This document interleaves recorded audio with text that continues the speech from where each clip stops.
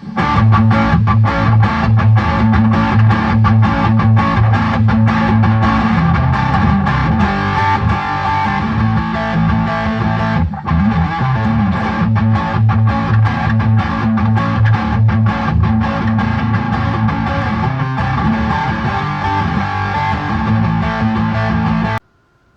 Kamala Harris is back on the scene. Standing there, one cannot help but feel the weight of the stakes of what Dr. King confronted. Government-sanctioned segregation and redlining.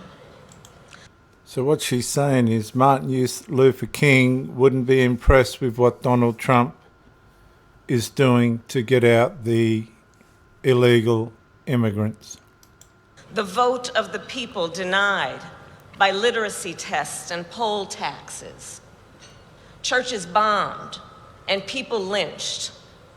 A child beaten beyond recognition and laying in a casket.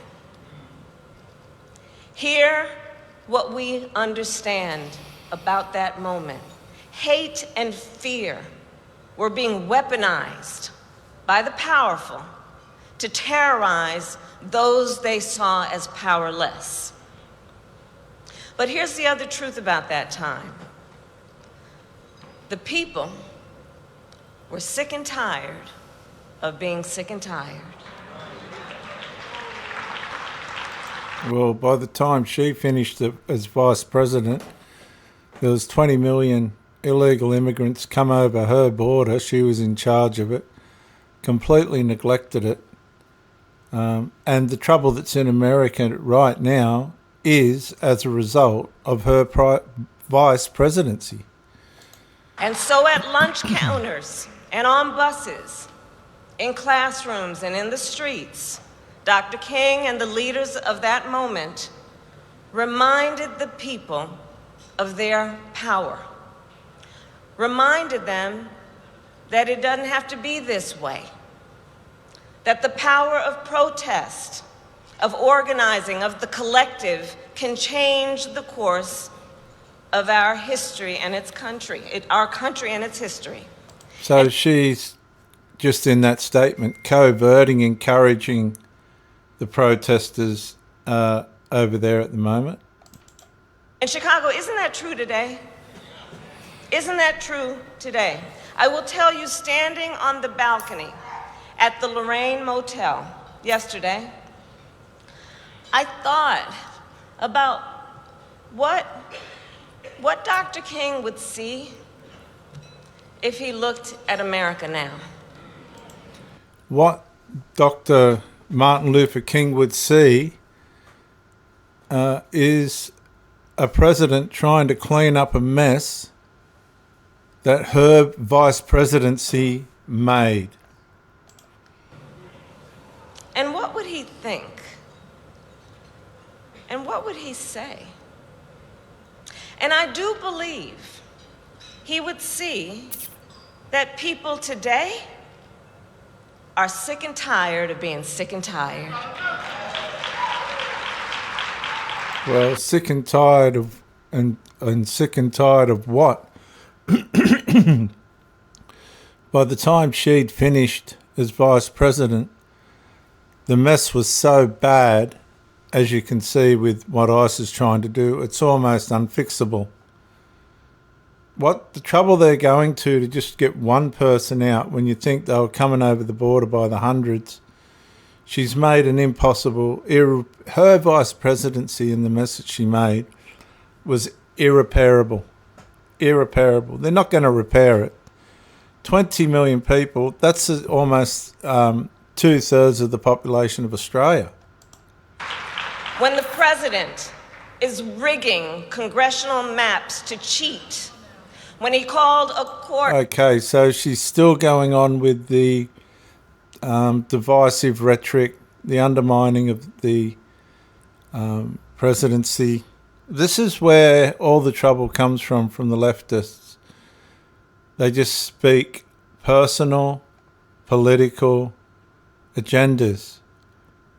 See, if the masses are stupid enough to not be able to discern the difference between what's good and what's wrong, then it's going to be on them. But you've got to have the independent ability to be able to go, hang on a minute, this woman is completely in a state, what I call, I made this up myself, opposite directional dysfunction disorder. She can't help but go in the opposite direction to anything that's good. And crafted a court to gut the Voting Rights Act, to silence our voice when he incites distrust in our election infrastructure. So there was distrust. There was more than distrust. They were rigging the elections and they got caught. Harris and her lot got caught rigging the elections. So the level of personal denial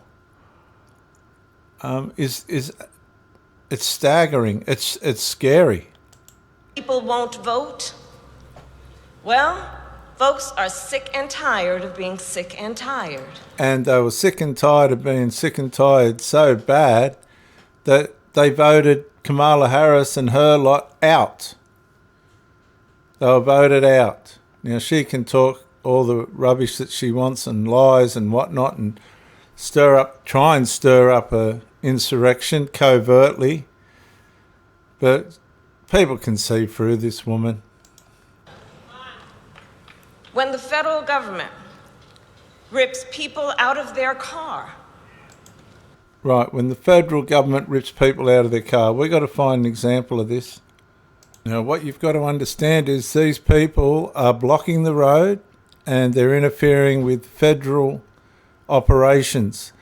Now, when they block the road, they're putting people into the ICE agents into a situation where they can be ambushed by real serious haters, right? The serious haters. This is what's going on, right? You've got to look at the full context. These Democrats are only giving you the narrative, but without the details. Now, these people have been blocking, hounding, following, menacing the federal agents.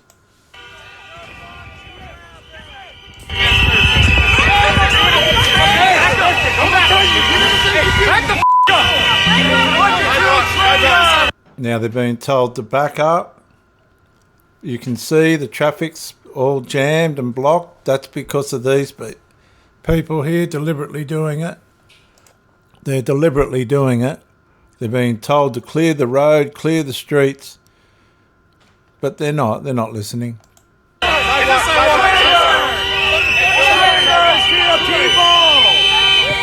This woman's been told to move on. She's just not going to do it. Same scenario as Nicole Good, Rebecca Good, just defying the operation of the federal agents. Like how you can clearly see them telling her to move. Force is not law! Force You can see her antagonizing them. is not law! You are not... She will not move the car.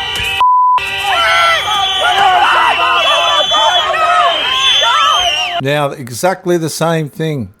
They're saying, go, go, go, go, go. So they've realised they've pushed these ICE agents too far. They've had to get to the stage where they've got to take this person physically out of the car because they've obstructed for long enough. They've been told to resolve the problem for long enough. They're not going to. And this is put themselves in a situation where they're going to take them out. You've got the flying monkeys in the background saying now, go, go, go, go, go. And these are the ones blowing the whistles and banging the drums and all the rest of it.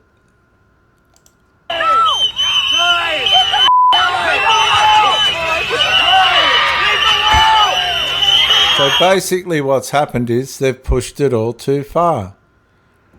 Now, it doesn't take, as I've said before in other videos, I was in the bottom class, as bottom as you could go at school. right? Put me in a paddock and I could run rings around them. Put me in a classroom and it was like trying to put it just wasn't where I belonged, right? So what they did was they just said, oh, we'll put him in with the special needs people, which is how the system works. And I hung out with the deaf people and the blind people. They couldn't talk or walk. So, that's how the system works. But I mean, you could have an IQ of 50, right?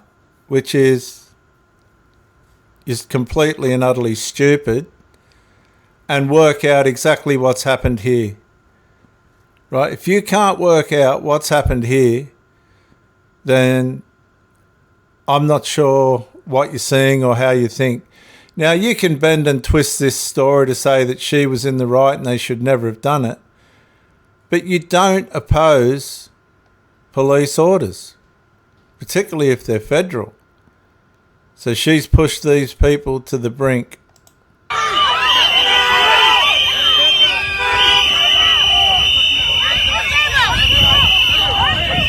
Right, now she's going to be arrested. She doesn't like it now.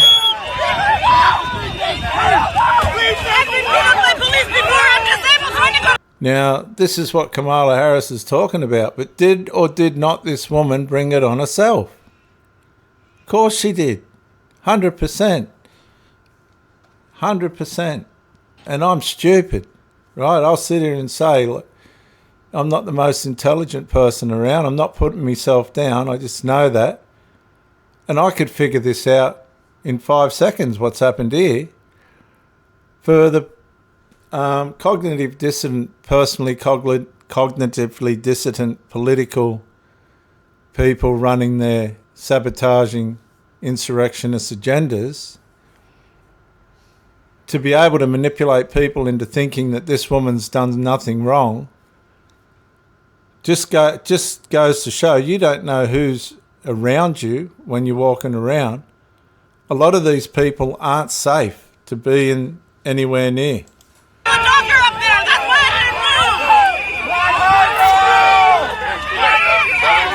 Okay, now all of a sudden she's a victim and all of a sudden she's done nothing and she can't move. What she's forgotten is she's the one blocking the traffic. That all got changed pretty quick.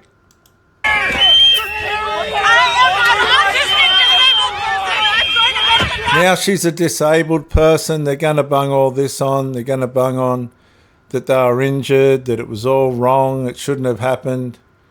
But they've fixed the problem and the problem's being taken away.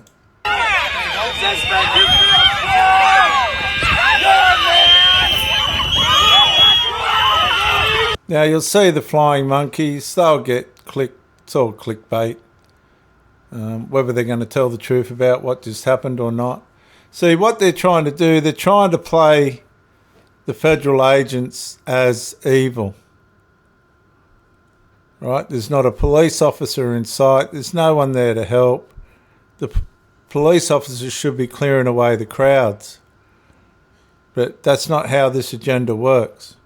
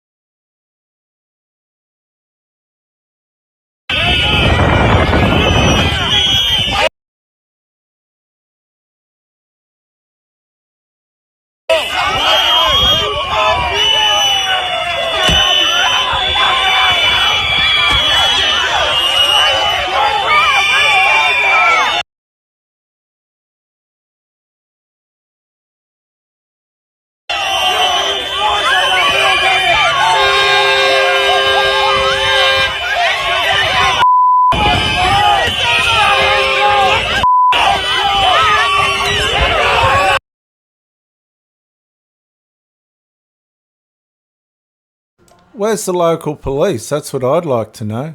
Where are they?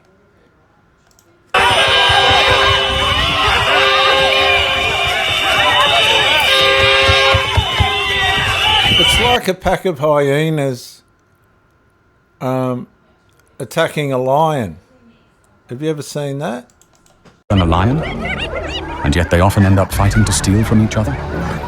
In the African wilderness, these two apex rivals have been at war for millions of years, and when their paths cross, the savannah becomes a battleground. Get ready to witness the most incredible, brutal, and strategic fights between lions and hyenas ever caught on camera. Let's dive in.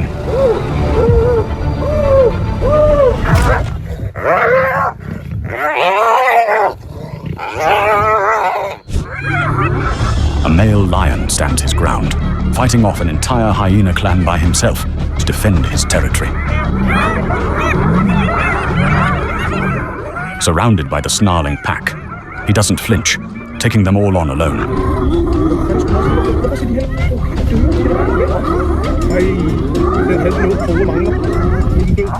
He suddenly launches a brutal attack on an injured hyena, which barely manages to limp away. The clan rushes in to protect their fallen member, but it's already too late.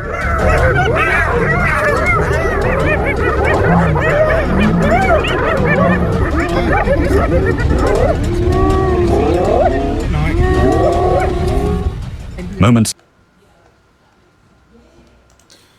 That's what the ICE agents are dealing with. Look, they're just hyenas trying to harass the lions, which are trying to help the nation.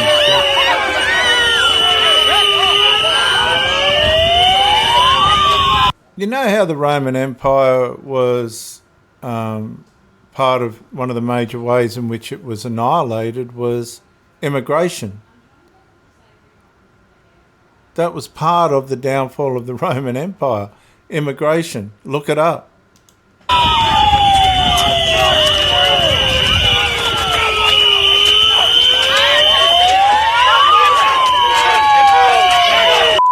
Okay, so you can see the hyena-like behaviour going on around these agents.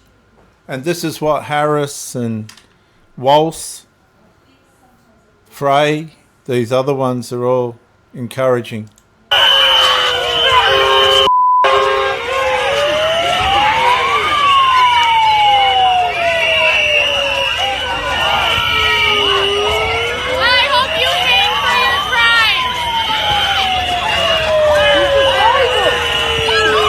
Let me point out again, viewers, there is no sign of the local police.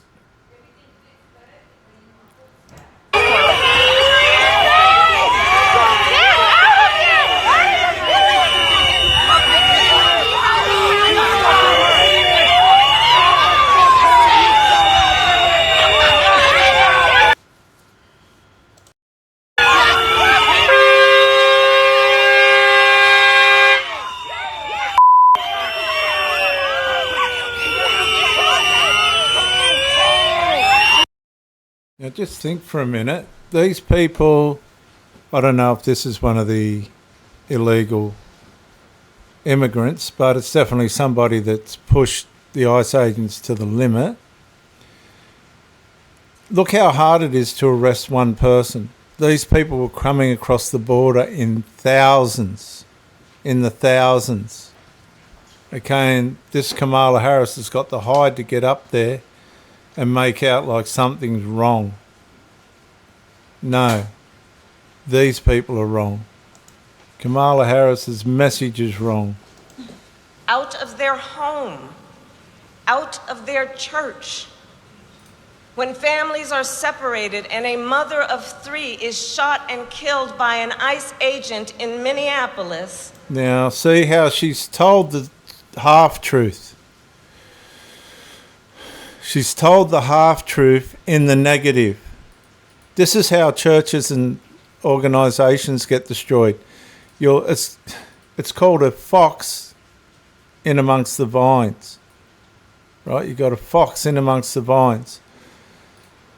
What she's doing is undermining the government, the federal government.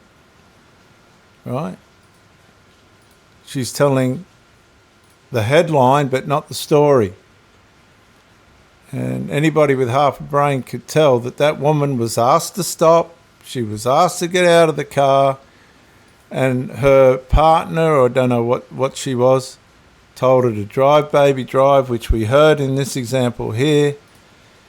She drove towards a federal agent and he shot her. Simple as that. She broke the law. Now she ain't going to say that. She's going to make out the ICE agents just shot her for the sake of it. Right? So that's a political agenda.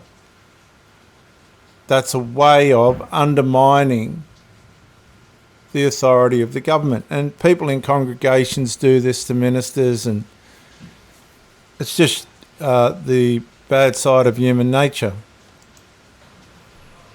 People are sick and tired of being sick and tired.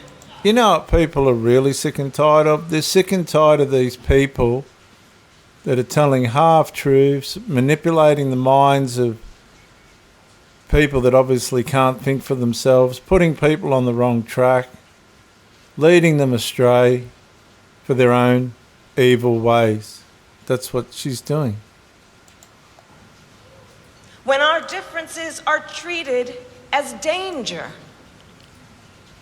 when neighbors see one another as the enemy, and when social media and misinformation take hold of our lives.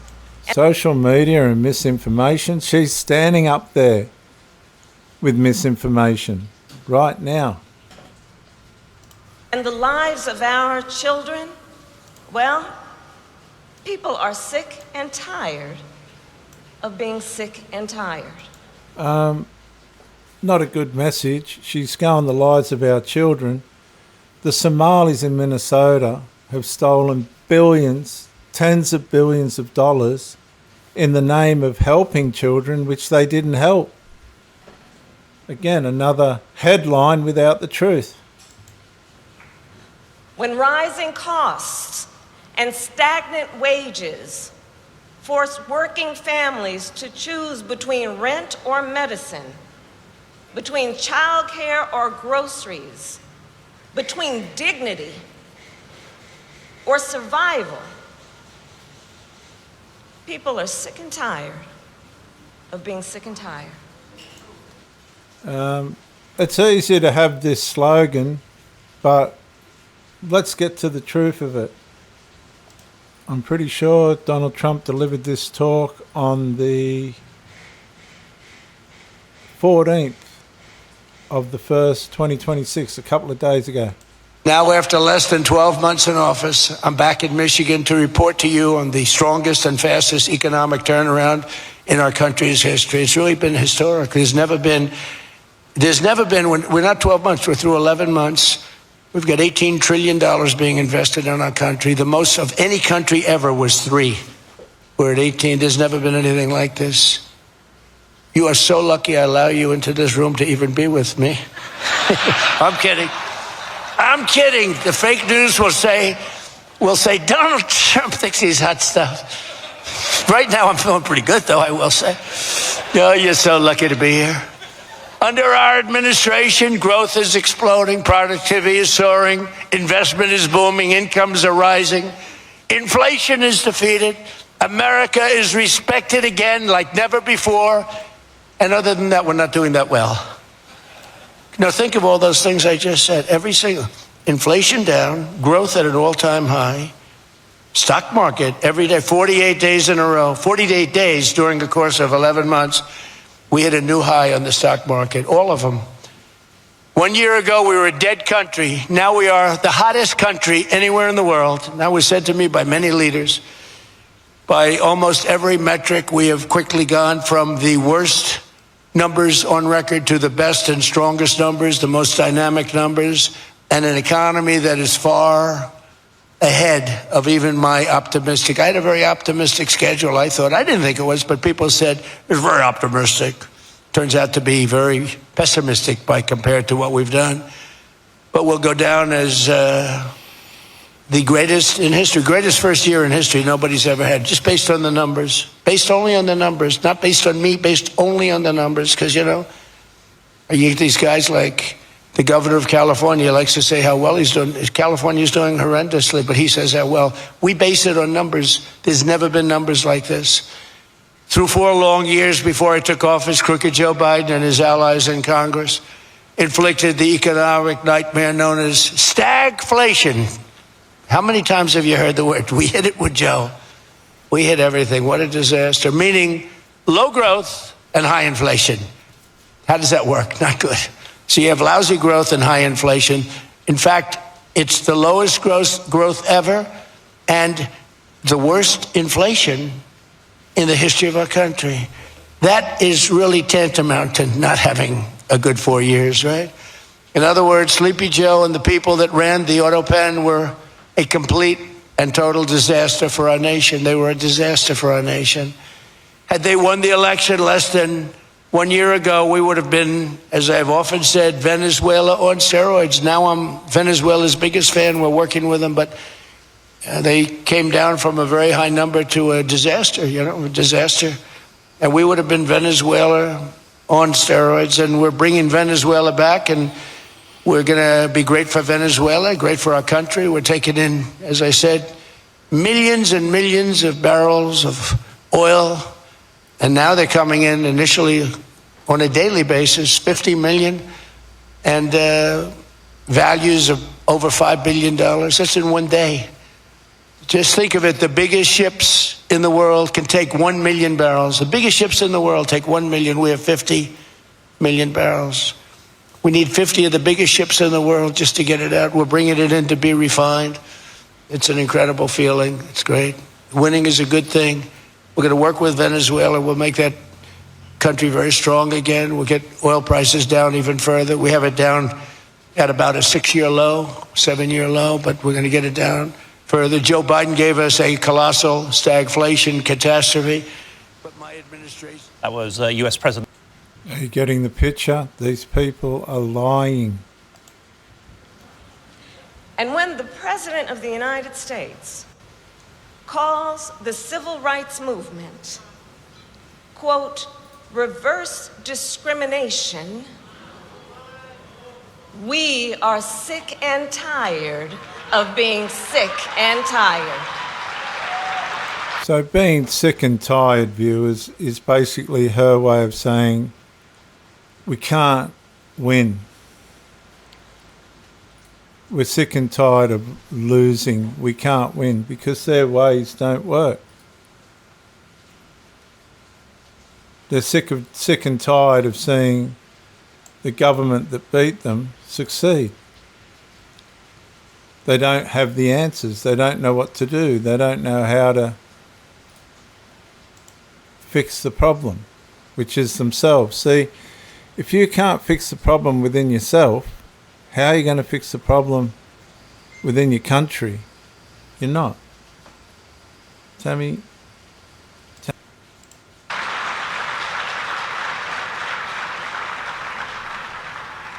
Now, I know many people in our country are feeling overwhelmed right now. Isolation and loneliness have led to despair. Well, whose fault's that? It's definitely not Donald Trump's. Broken system has fueled cynicism and, yes, apathy. Cynicism. Isn't that interesting? She's standing there in cynicism, saying that cynicism's the problem. And people are rightly angry and profoundly frustrated. Far too many have resigned themselves that, well, I guess it's just going to be this way. All while those in power attempt to divide the American people. No, see, I mean, once you see through the political bedspread and look under the sheets, as it were, or you get past the icing on the cake, these people are actually dangerous, very, very dangerous. attempt to make us distrust each other, to turn on each other, all while having us believe we are powerless in this moment. But let's pause. Well, the fact of the matter is, when it comes to law and doing the right thing, they are powerless. For a minute, to see the echoes of history. Okay, the echoes of history as far as Kamala Harris is concerned, relative to a vice presidency, isn't very good at all. Here's just a couple of the negatives of the Kamala Harris turnout. She had a weak public standing, long stretches of poor polling. Number two, what did she actually do? There was a problem about unclear portfolio and low visibility. Number three, she was the border czar and she completely failed as the political anchor. Number four, high staff turnover, internal dysfunction stories about the way she treated her staff. Number five, messaging discipline and headline making moments. She just was awkward and unclear publicly at times. No major signature wins. The vice president rarely get to press their laws, but critics argued she lacked a defining achievement. Number seven, policy positioning. Flip-flop attacks followed her into the vice president years. Number eight, relationship with the White House narrative undermined, boxed in. Number nine, some negatives were just biased attacks, still politically damaging. So not much there to really help Kamala Harris in what she did. This was a terrible moment in her attempt to become president. And as of today, there is not one member of the United States military who is in active duty in a combat zone in any war zone around the world. The first time this century. What? But let's understand. So where the fuck are we right now? And as of So she completely blew that. That probably contributed to the fact that she didn't know what she was talking about. So let's get this over and done with. the threats we face, but also the power of the people. Let us see. Let us see. Like then, this is a moment not to throw up our hands, but a moment to roll up our sleeves, to organize, to register people to vote, and to speak and act with truth, power, and conviction. And I look around. She might have a little bit of trouble with the truth part, but the power and conviction, she's still going, despite a complete demoralizing in the last election. This room, I know the people of Chicago, well, you uniquely understand that the fight requires courage. It requires stamina. And it requires commitment. It requires us to show up even when we are sick and tired. Because we are sick and tired. I think in the end they were sick and tired of each other, So the to Democrats. the leaders here, I say, let us continue to be clear-eyed. They may want us to be afraid. See, it's a them and us. This is how nations collapse. It becomes them and us. Let's see what she finishes with. To be divided, to be silent. But we won't give them that satisfaction. We will continue the fight with determination, with resilience, and dare I say, with joy. Just a couple of flashbacks on Kamala Harris. Under Donald Trump, you criticized the wall more than 50 times. You called it stupid, useless, and a medieval vanity project. Is a border wall stupid? Well, let's talk about Donald Trump and that border wall. So remember, Donald Trump said Mexico would pay for it? Come on, they didn't. How much of that wall did he build? I think the last number I saw is about 2%. To fix the problem, you're doing this compromise bill. It does call for $650 million that was earmarked under Trump to actually still go to build the wall. I am not afraid of good ideas where they occur, Anderson. So you don't think it's stupid anymore? I think what he did and how he did it did not make much sense because he actually didn't do much of anything. We just talked about it. He didn't actually do much of anything. But you do want to build some wall. I want to strengthen our border. It's like she's a perfect combination of dumb and evil. She's the perfect Democrat at this point. She says nothing. She laughs in places she's not supposed to laugh. She, in essence, she's saying, I want to build a wall now. And she's saying Trump's flaw is that he didn't build a wall. Okay. Do you have any plans to visit the border? Here's just this is a 13-second great moment of her just absolute being caught in a lie. It's wonderful. There's one other topic I wanted to talk to you about, but let me just quickly put a button. Okay. Do you have any plans to visit the border? I'm here in Guatemala today. At some point, we are going to the border. We've been to the border. So this whole thing about the border, we've been to the border. We've been to the border. You haven't been to the border. And I haven't been to Europe.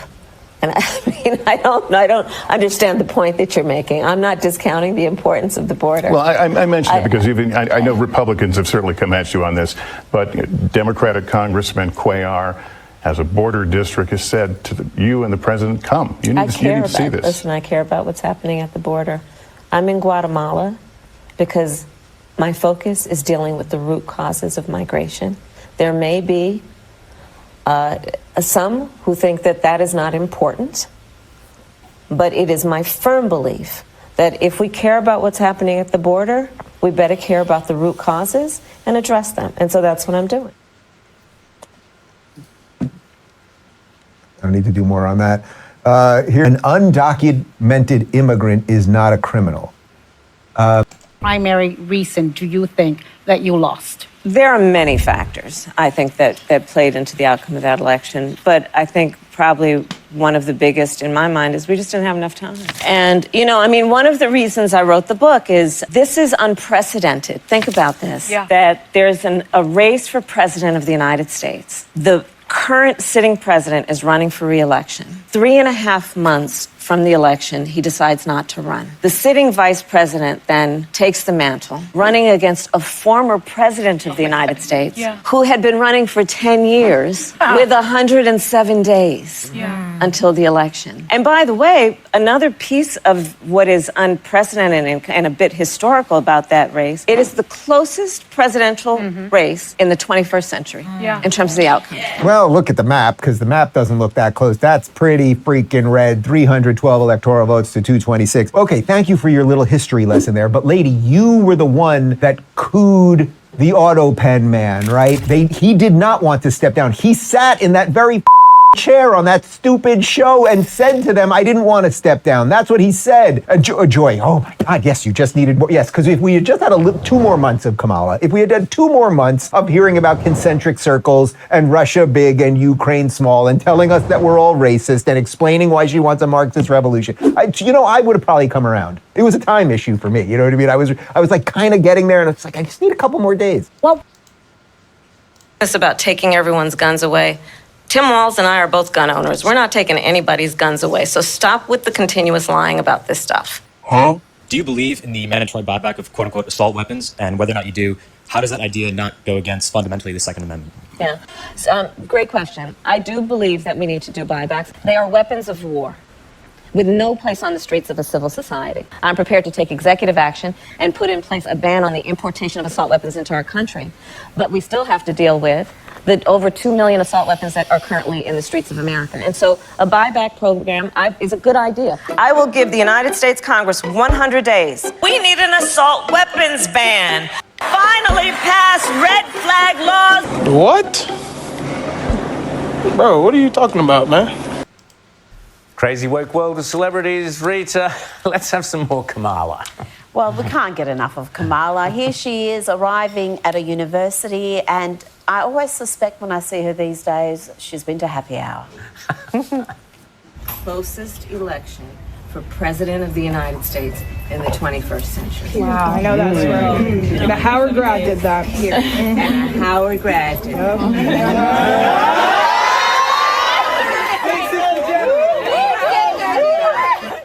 So she's at Howard University repeating lies that everyone there is too stupid to correct her on. It was not the closest in the 21st century. Definitely. She lost every swing state. She won the Electoral College by an enormous margin, and she even lost the popular vote. First time a Republican has won the popular vote in, 20 years? So she's repeating a verifiable lie. Yes. And those university academics and students... I think you're diagnosing... I don't think it was a happy hour. I think it was a happy 90 minutes. It was definitely... Well, look, I just thought, okay, I take your point that they were all sort of backing her in and clapping her in, but I felt like it was like, yeah, you're absolutely right. Hey, your Uber's here. Come on, let's get you in the Uber. Time to go. Yeah. Cool. Great fun. Serena Williams was mentioned by Rita. Fireside chat with former ABC presenter Lee Sales. Now, it is a women's leadership event, and I love that the organisers have come out saying that the theme will be redefining possibilities. That's a direct quote. And let's face it, it has all the hallmarks of a Harris word salad. So we thought it was a perfect time to play a greatest Harris hits. The children of the community are the children of the community. You need to get to go and need to be able to get where you need to go to do the work and get home. Talking about the significance of the passage of time, right? The significance of the passage of time. So when you think about it, there is great significance to the passage of time in terms of what we need to do to see the moment in time in which we exist and are present.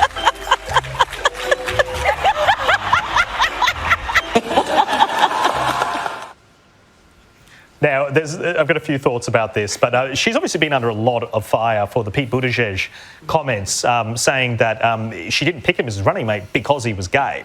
And she's tried to spin that in a way, but that's such an unconscionable, gross thing to say. And I think we've actually got the grab. Let's have a listen. To be a black woman running for president of the United States and as a vice presidential running mate, a gay man, with the stakes being so high, it made me very sad, but I also realized it would be a real risk. Now, Gabriella, I guarantee you that she's not asked about that. Absolutely appalling comments. I almost guarantee you that they gloss over it. It's a big love-in. It's about redefining whatever. These kind of buzzwords. What's going on? The Pete Buttigieg thing, I think, is really disgusting because she suggests in her book that she wanted to pick Pete Buttigieg, but she couldn't because he was a gay man, suggesting that the majority of Americans are homophobic and hiding behind this Well, she thought he was a net negative in terms of a value proposition because of his sexuality. She personally thought that. She said that. And what does that tell you about Kamala Harris as a leader? If she really believed that he was the best person for the job and she was too afraid to pick him, it shows that she's a weak leader. And I like what Pete Buttigieg had to say, which was that you should give Americans more credit than that, rather than just smearing them, suggesting that all these voters are homophobic. It's absolutely ridiculous. And that clip that you just played on MSNBC while she's interviewed by Rachel Maddow, she denies that she suggests it. And then within 30 seconds, she is admitting that that is exactly what she suggested in her book when she said she couldn't pick Pete Buttigieg.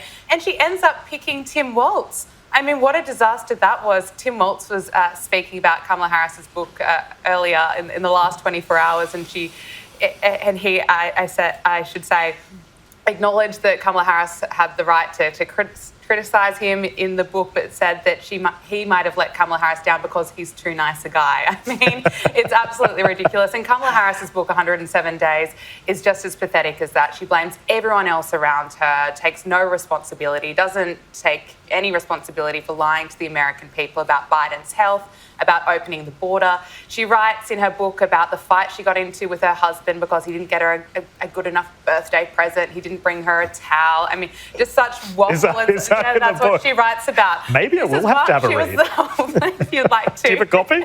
I don't have a copy to give you, unfortunately. But just keep watching her clips. The thing about Kamala Harris is the more you watch her, this is certainly true in the election campaign, the more Americans watched her, the less they liked her. The more exposure, the more no depth. 100%. No integrity, no because she had character. the honeymoon period. When Biden first dropped out and then she jumped in. Oh, they tried. His celebrities were getting They around wanted to make her a thing. The polls were going in her favour, in her direction. And then she spoke. In the space of 107 days. And it had nothing to do with her identity as a woman or like what her minority status was. It was to do with what she was saying.